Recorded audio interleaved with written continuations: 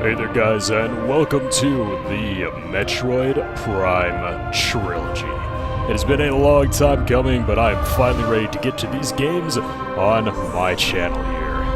Oh boy, with the newly announced Metroid Prime 4 being a thing, my love for the Metroid series has been reinvigorated, and I decided it was finally time to bring the Prime games to this channel after trying many times in the past and failing miserably. So let's get a new slot here. Unfortunately, it would seem that my Wii U does not use the same me in the Wii channel here, so let's just choose generic NPC number 1 right here. He's a bit more tan than I usually am, but man, I guess he'll do well enough. I guess my hair kind of looks like that. But yeah, guys, Metroid Prime was a game that I attempted to do as early as directly after I did Metroid Prime 2 Return of Samus about 4 years ago, I'd say. But my recording equipment back then was not very good. If you saw my Dead or Alive or Game of Thrones playthrough, you would know that, I don't know, this game kind of looks bad because my recording software wasn't very great, my capture card wasn't really working properly at the time, and of course the audio and balancing and all that really good stuff. So the more I looked at my attempt to play through the original Metroid Prime, the more I was unhappy with it, and in the end, about 10 episodes in, I just decided to delete the whole thing and try again another day. And that day is today, as I believe that I finally have my act together. I was fortunate enough to pick up a physical copy of the Metroid Prime trilogy when it released, I don't know how many years ago, I want to say it was in 2009. So even though it is kind of rare to get these days in physical form, you can get a digital copy on the Wii U Virtual Console. Yeah, that's what it is. For like $10, so it's super cheap, and it's readily available to everyone. So we have all 3 Prime games right here, and of course I'm going to start off with the original. I'm going to be playing on the normal difficulty here, as I don't believe we get anything extra for doing the veteran mode here. And I'm going to be going for 100% completion, so I would like it to not be too ball-crushingly difficult. Now, I have not played this game in its entirety in many, many years. The last time I actually attempted to play this is when I wanted to put it on my channel the first time, and of course, as I already told you guys, I didn't get very far. So, I'm not going to say this is blind, because I'm thinking it's going to all come back to me as I played this game a lot as a kid, but I don't know. Hopefully, maybe it'll feel really fresh to me a bit, since, again, it has been so long. Man, Metroid Prime. The first game in the series since Super Metroid in 1994. There was, I believe, a 7 or 8 year gap. I forget if this game was released in 2001 or 2002. Released very early in the GameCube's lifespan, and a fantastic game. I think a lot of people will tell you that Metroid Prime is their favorite Metroid, and it's usually agreed that it's the best of the Prime trilogy. They really started off with a bang here. I don't know which one I personally like more. I guess I'm going to know by the time I'm done with all 3 of these Prime titles here, but the accolades this game received, it wasn't a fluke. It is a truly great game. Very surprising given that this was Retro Studios' first foray into the Metroid series. Definitely a gamble that paid off on Nintendo's part. But here we go.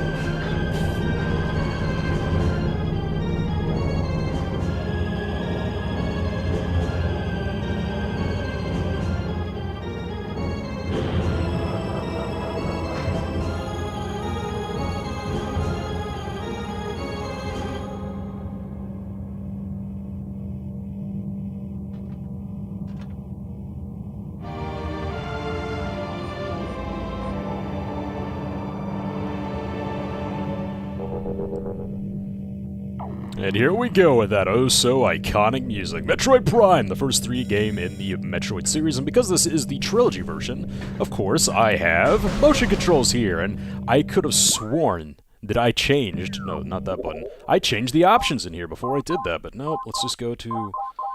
no, that's not it. Oh, wait, this is it.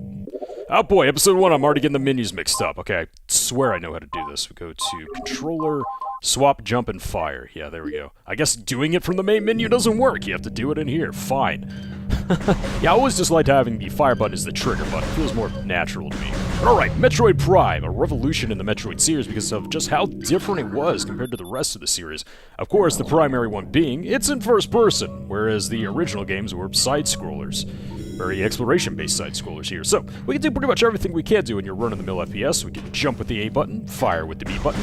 However, since I am playing the nunchuck Wii remote combo here, the lock-on button has been mapped to the Z button on the nunchuck right here. And I have to say, guys, I kind of prefer the motion controls here. I don't know. I really like the precision I get from the aiming right here. Everything feels right. I like holding the Wii remote and the nunchuck and all that good stuff. I don't really remember how I felt towards the original GameCube controls there, but from what I've read in retrospect, people seem to like them just fine, so this game controls like a dream right off the bat. Now, another huge addition to the Metroid Prime series, of course, we have the combat visor here, where we can run and gun and all that good stuff, but we also have the scan visor here, up top right here, which we can use to scan various objects in the world right here, such as this door, if it didn't open before I attempted to show it off. But anytime you go into your scan visor and okay, there's gonna be a lot of that in this playthrough. But anytime you go into your scan visor and you see these little orange or red squares right here, that's your cue to use the Z button to zoom in on them and scan them. You're gonna want to do this a lot if you're playing through this game regularly, as it'll give you a lot of backstory, a lot of context for things in the world, and just very interesting tidbits altogether. I'll get to how I'll be handling the scanning further on down the line, but for now, looks like we're in this we're in this derelict space station. Which has been abandoned, or I guess sent out a distress call, because that's how all good Metroid games begin. Ooh. What are these? Alright, well this is our first enemy of the game. A new creature's entry has been downloaded to your logbook. Now whenever you hear that little computer sound, that means that, of course, you added the thing you scanned into your logbook. I'm gonna be attempting to go for 100% completion of the logbook, but if I miss something, well, too bad. So, for any enemy, you can lock onto them with your scan visor, scan them up there. It'll give you a little backstory and, I guess, some strategy if you really need it, that shows you all about the creature and how to defeat them. Turns out this is a little parasite right here. It's feasting on this dead space pirate. A dead one, huh? These guys are pretty nasty. Death caused by severing of the spinal cord. Ugh, the worst way to go. But the real thing I was worried about was this thing right here. High levels of radiation detected, huh? So as you guys can see, there is a lot we can scan here. Now again, if you're playing this by yourself or for the first time, I'd recommend scanning everything, getting everything you can get about the world, expanding your knowledge, making the game all that more immersive. However, since, this is an LP, obviously I don't have time to waste showing you guys every single little scanning we can do right here. Well, speaking of scanning, weak life signs detected in the space pirate. Well, I hate space pirates, so I'm gonna put this guy out of his misery here. Boom! With a charge beam, which of course is returning from Zero Mission? I think this game predates Zero Mission, actually. So yeah, that's how I'm going to be handling the scanning, guys. I'm going to be attempting to scan all the enemies that I can find, but as for the lesser stuff right here, not going to worry about it because I don't think you guys want to read all that. Now, of course, some scanning squares which are denoted by a red one are very important. I'm going to want to show you guys those, but those are kind of few and far between in context of all the other scan points we actually have. So right there, I had to use the charge beam to break through the rubble right there. So, of course, the charge beam is pretty drastically more powerful than just a pea shooter shot right here. Okay, so we saw a bunch of parasites go over here, and if we press the C button, ye old morph ball, making a triumphant return into the 3D space. And here we have a holograph that'll let us download the map, alright. Very much like a traditional map room in Super Metroid. Super Metroid had map rooms, right? It has been a while, guys, since I played Super Metroid. Okay, so you're going to want to find the maps, ASAP, as usual in Metroid games. But of course, now the maps are in super flashy 3D right here. So this is the frigate Orpheon right here.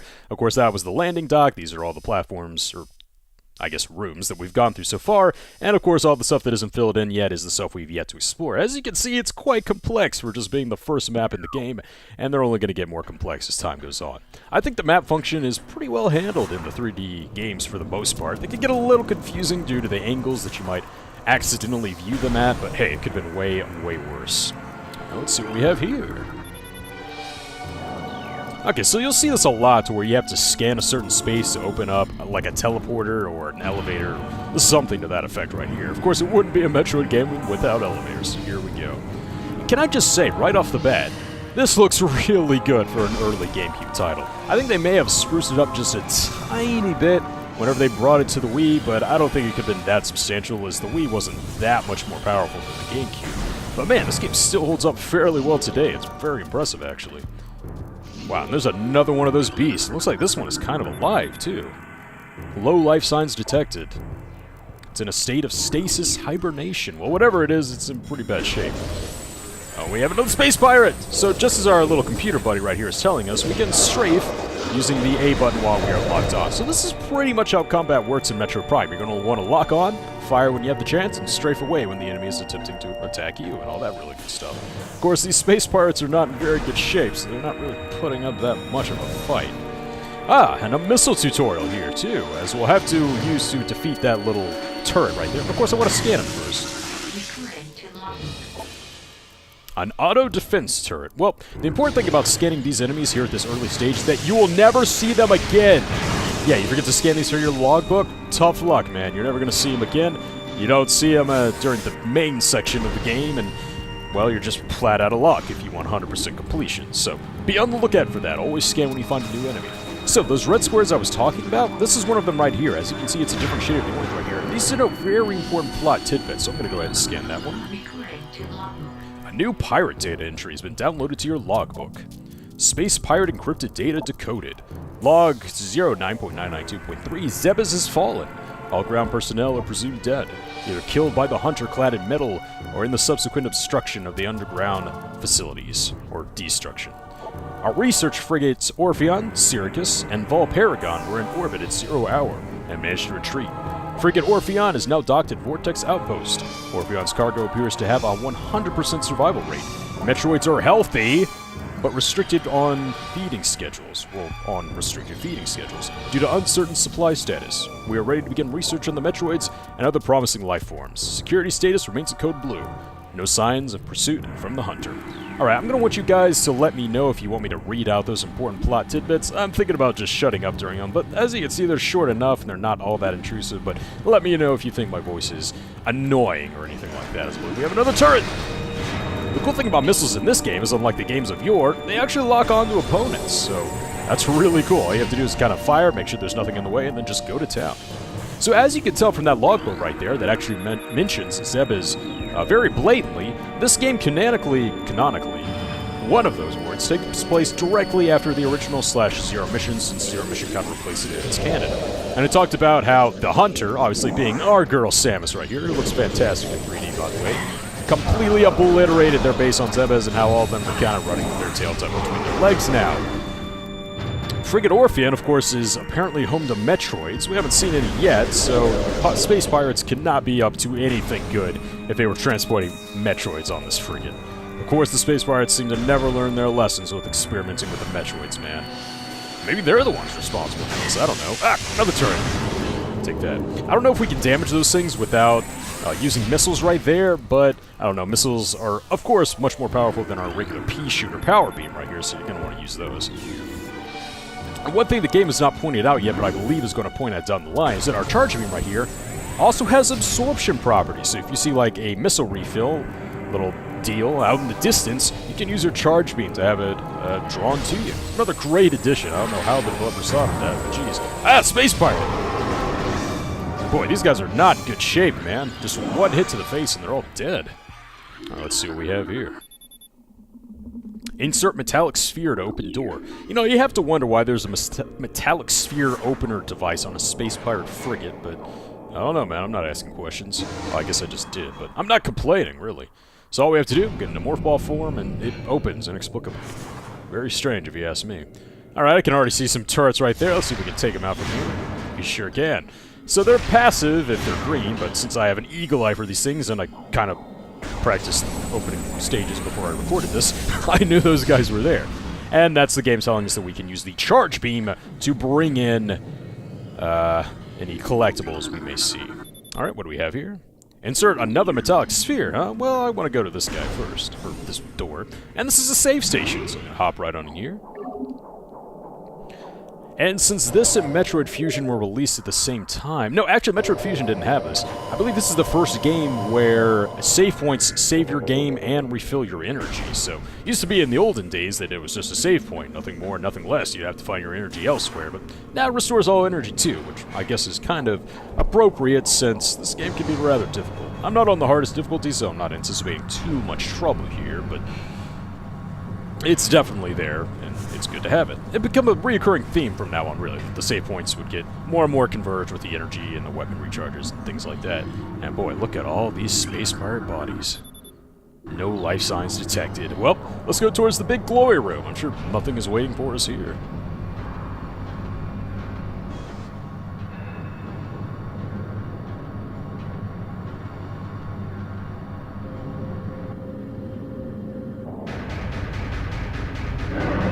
Oh god, it's one of those things. The things that they were experimenting on. So this one looks alive and well. Alright everyone, welcome to the first 3D boss in Metroid history, the Parasite Queen. Now whenever you face off against a boss, it's going to be just like a new enemy. You're going to want to scan it. And we are going to get the new creatures. And of course, if you don't do this, well, the boss is going to stay dead. You're not going to get another chance to scan it. So, alright, so this is the Parasite Queen. It's a parasite female. The parasites being those little creatures that were crawling around earlier. A weak spot has been detected in this creature's mouth. Use your auto-targeting to acquire this new target with an exclamation point. Curiously, the only time an exclamation point is featured in a Metroid Prime scanning logbook thingy. Very strange, but okay. So of course, being the first boss, you know it's not going to be that difficult, although my first missile inexplicably did not work on it. Okay, let's try that again. Yeah, that's more like it. As you can see, the missiles right there are doing major damage here. I mean, first 3D boss, they probably didn't want to overwhelm me too much. Parasite Queen is quite a pushover even on the harder difficulties. Now, the computer said that we do want to aim for the head right here. You can't just hit it in its regular body, but it won't do near as much damage. So if you hit it in the face with a missile, of course that's going to be what does the major damage right here. So I'm going to try to get one more aim right here. Come on, force field, stop. Of course you can't shoot through the force field, it's common sense. So we want to try to get an opening here. Well, I think I just pumped it full of missiles now. Not have a problem. And there we go, alright. Oh yeah, and it says I got that little screw attack symbol right there. Those are used for currency for buying all the fancy new artwork they included with the Prime Trilogy.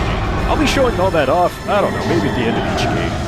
I should probably turn those notifications off. They're kind of intrusive, really, but... Evacuate immediately. And of course, it wouldn't be a Metroid game if we had to evacuate immediately after the beginning area right here, so we gotta get out. So I'm guessing the Parasite Queen there was right over the reactor core, which is never a good thing. And now we have to get out of here before the place blows up. Very reminiscent of Super Metroid. But you know what? This is probably the best way to make long-time fans, I should say, comfortable because, well, I can only imagine how antsy people were when the first Metroid game, after 7 or 8 years, was both 3D and was handled by a completely new studio. So, you know, having these familiar elements right off the bat, not a bad thing. And whoa, is that another one? Well, I have to scan this guy. This creature is deceased. Its incubation period was prematurely terminated. Oh boy. Looks like the pirates have just gotten themselves in way too deep right here. Out of the way! I gotta get out of here. Gotta get to my gunship. These pirates seem to be a bit more helpful than taking more hits. A few more hits, I should say. Learn your English, Virgo. Oh, wow. Everything's blowing up left and right here. I should be glad that, like, pressure is reaching terminal velocity or something like that. That doesn't even make sense. How does pressure reach velocity? And, oh, what are those? Those more parasites? Yeah, they are, except they're in, like, a pack. Ew. Well, luckily at this stage, they do next to no damage. They're just very annoying because they splatter all over your screen. Yeah. So, I believe, if you guys haven't picked up on it by now, the parasites are what caused everything to go to crap on the station. It wasn't really the Metroids, which are inexplicably absent right now, despite that little report we saw about Frigate Orpheon's purpose after Zeb is here. So I always assumed that they were experimenting on the parasites, managed to grow those queens to abnormally huge size, and then it all kind of exploded on their face when the parasites started reproducing far too fast for them to keep up with. So, and now the parasites are the ones kind of crawling all through this space and making everything malfunction, go haywire, things like that. So we gotta get on out of here while avoiding the parasites. Again, they just cloud up your visor. It's a minor annoyance, but if you don't know how long it's gonna take you to get out of here, oh crap. it can be quite nerve-wracking. As you can see, we got 5 more minutes to go, and just like the opening segment in Super Metroid, the time is really not something you have to worry about unless you're just completely new to this game and you don't really know how to effectively control it or something like that. I would have preferred the time limit was a bit more stingy to add some more suspense and stuff like that, but again, first area in the first 3D game after a very long hiatus, you don't want to make people too uncomfortable. Although I would argue that escape sequences are supposed to be uncomfortable, but I'm sure there's enough time for that later, right? Holy crap! I guess we were really in like the inner workings of, I don't know, the engine mechanisms or something like that. Gotta go up here. I think this thing can crush you up there and do some damage, but it moves really slow and you really have to not know what you're doing in order to get hit by it, so...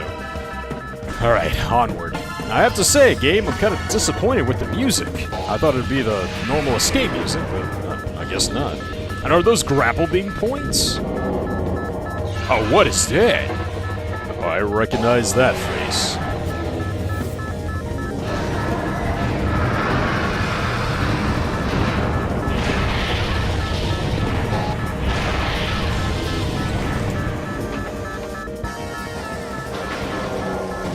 So Ridley was here the whole time, huh? Well, you know what? That pisses off Samus a lot, so we're gonna head on over there.